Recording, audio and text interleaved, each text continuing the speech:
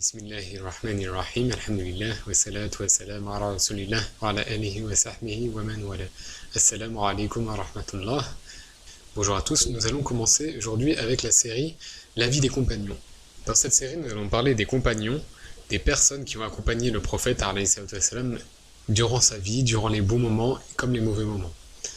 Nous allons d'abord commencer avec l'illustre compagnon Anas ibn Malik, radiyallahu anhu. Anas ibn Malik était un grand compagnon. Et donc nous allons diviser son histoire en deux parties. Dans la première partie, nous allons parler de la famille d'Anas. La famille d'Anas, donc on aura 5 personnes. On aura sa mère, son père, une de ses tantes, un de ses oncles, ainsi que son beau-père. Dans le prochain épisode, nous aborderons, Inch'Allah, l'histoire spécifique du compagnon Anas. Donc, quelle est la raison d'être de cette série? Pourquoi ai-je commencé la vie des compagnons?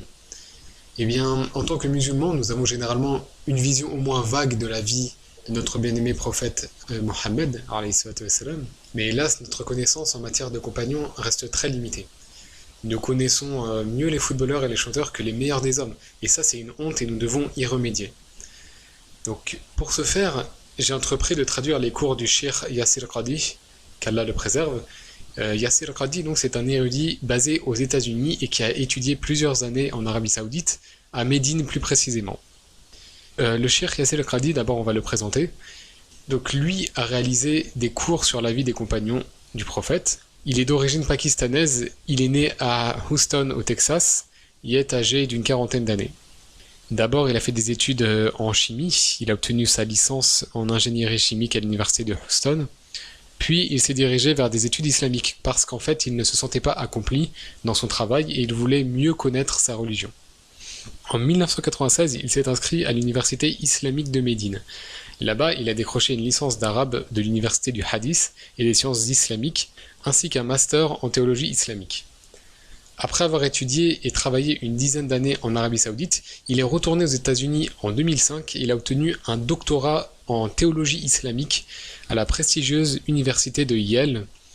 Et donc le sujet de sa thèse se concentrait sur la pensée d'Ibn Taymiyyah, rahimahullah, qui est un grand savant, donc de Ibn Taymiyyah et sa réfutation des mouvements sectaires de son époque.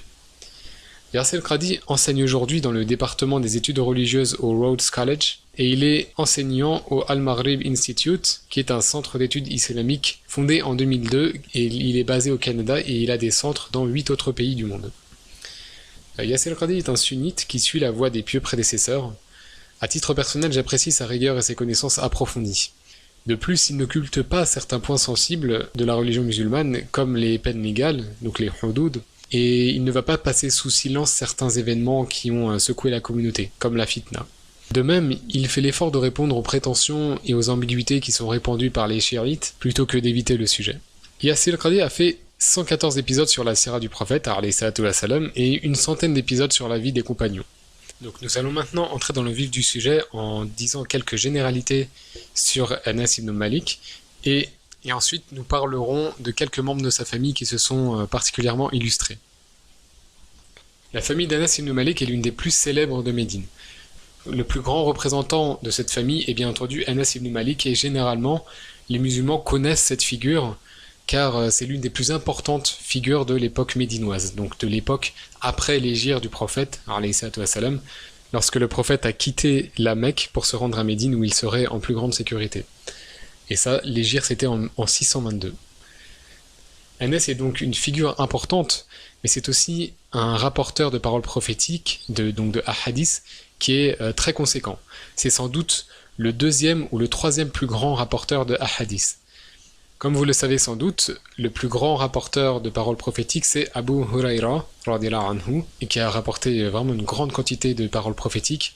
Et la deuxième place semble être détenue par Abdullah ibn Umar, radiyallahu anhu, qui est le fils du calife et compagnon Omar ibn al-Khattab, radiyallahu anhu. D'ailleurs, Abdullah ibn Umar, donc le deuxième sans doute rapporteur de hadith, c'était un homme qui était très quiétiste, il n'était pas impliqué dans la vie politique, contrairement à son père.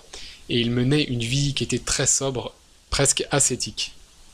Donc on estime que Ibn Umar est le deuxième rapporteur de hadith et le troisième serait Anas, mais qui est très proche.